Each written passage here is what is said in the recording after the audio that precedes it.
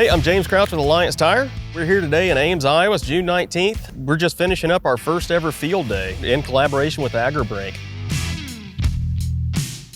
AgriBrink provides central tire inflation systems. We truly believe that the best way for us to provide value to our customers is to offer a tire at the right pressure. A great way to do this is with VF Tires plus CTIS. With the push of a button from a cab, you can set your tire pressure exactly where you need to get the maximum performance out of that tire of the machine. So we're gonna look at two things we did today. Number one is the compaction pits, showing high pressure tires versus VF CTIS tires. And with the in-ground probes, we're gonna look at what this manure tanker does at standard radial pressures versus CTIS pressures at different levels in the ground. If you wanna learn a little bit more about the testing we did to support this event, we have two other videos out there, one showing VF with VF CTIS pressures and another comparing standard radials. So before we go and take a look at the actual compaction pits and walk through that, Jay, can you tell us a little bit about the AgriBrink system? We realized the value of deflated tires and the need for the speed of the system to be practical for farming. It had to be fast for the reason of soil health to prevent the compaction of soil. So we did see the speed that Jake's talking about today. I mean, the manure tanker we've got behind us, these are 35.532 tires, are huge. We were able to deflate from road pressure to field pressure in about 45 seconds. All right, now let's go take a look at the compaction pit.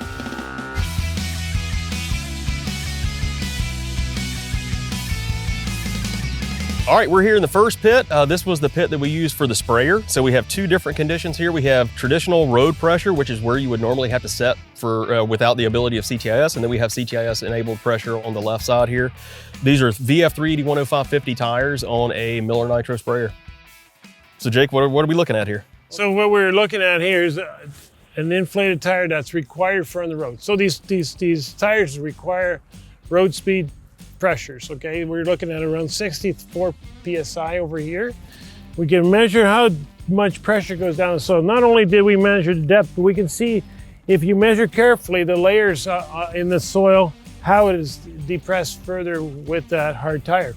Over here, we can back up here and we'll look at this tire. This tire is deflated for field conditions. The tire is designed to go soft at a slower speed. So we use that. When we have CTIS, we can take advantage of that. And we can see the difference just in the rutting. And also the depth that this compaction is creating is significantly different. So that's just a simple visual that I think just hits home, that we gotta look at. You know, pressure is one of the components of compaction. We know that reduced compaction is done with reducing tire pressure. And with modern tillage practices, I mean, people are trying to really mess with as little of the soil as possible. So they're only trying to turn over as little as possible to keep it right.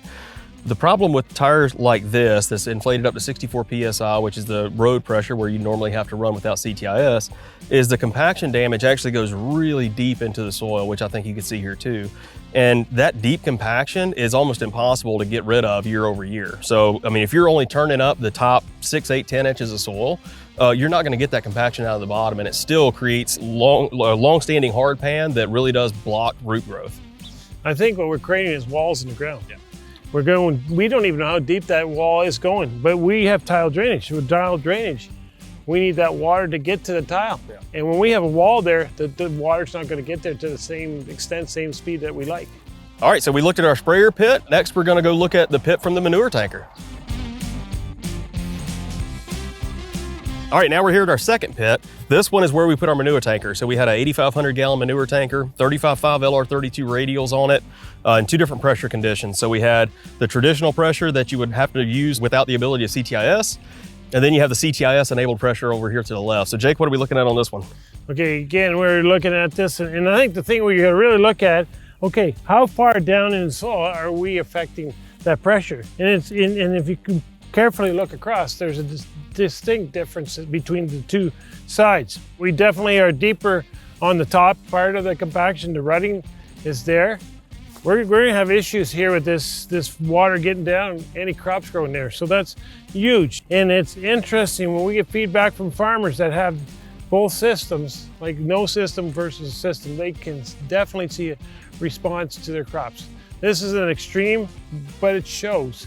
Manure tanks do a high percentage of trafficking on the land. It's less than the sprayer, but it does a lot. So both are pieces of equipment that we use in the spring when soil is most vulnerable, and they need to have that looked at. All right, the next thing we're going to take a look at is the actual in-ground probes that we use to see the compaction levels at different depths of the soil. So with the in-ground probes, we looked at depths of 4, 8, and 16 inches to really see what the impacts of a giant manure tanker like this is on different levels of the pit. Jay, can you tell us a little bit about what we did with the pit? Okay, so the sensors they're filled with water. When we put them in the soil, they can feel the pressure as something drives over. Like on this tire, we were around 30, 40 PSI, and it went down to, I believe, 15. We'll see that same number pretty well show up on our sensor with a graph. And the graph is a really nice visual for people to see, hey, look at. And that's the biggest difference in doing the in-ground probes versus a traditional compaction pit. We did both here because they're both very good visuals and people understand it and they see it. But when you're doing the probes, you're seeing the compaction on untethered soil. So it's not mixed up, it's not churned up, it's just the dirt. That's exactly what we want to see. So we're doing a bunch of demonstrations here showing people visually what happens to the ground they can't see, to the compacted levels under the soil and how much they can actually impact or improve it. But what does that mean to your standard farmer who's getting out in the field trying to get his job done? It's a big deal because what we're doing is we're preventing that soil to be compacted to the degree where the water can't get down, we can't get our nutrients in the ground, the roots can't go down. So there's a lot of implications that all add up when you change tire pressure. So the reason we chose the equipment we did, I mean, we picked a 8,500 gallon tanker with triple axle, big tires. We did a sprayer, nice tall tires on it. We did these because these are two different pieces of equipment that really do cause a lot of compaction that people may not realize.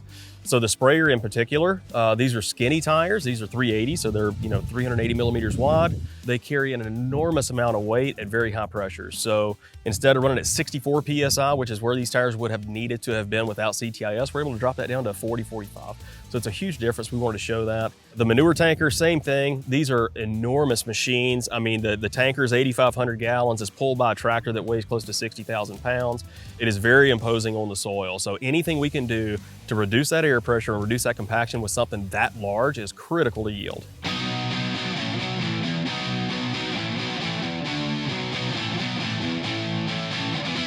There's a lot of reasons why tractors took off, and a good reason for it. Today we have that soft tire. When you got a tire that can do what a track can do or more, the tire will always win. That's what CTIS is offering, to maximize the ability to do what you can to that tire. At the end of the day, special thanks to Jake and his family at AgriBrink. Without him, none of this would have been possible. The testing we did, I think, really did open some eyes. So if you want to learn more about the AgriBrink system, check out their website. If you want to learn more about the tires, check out Alliance online or go see your local dealer.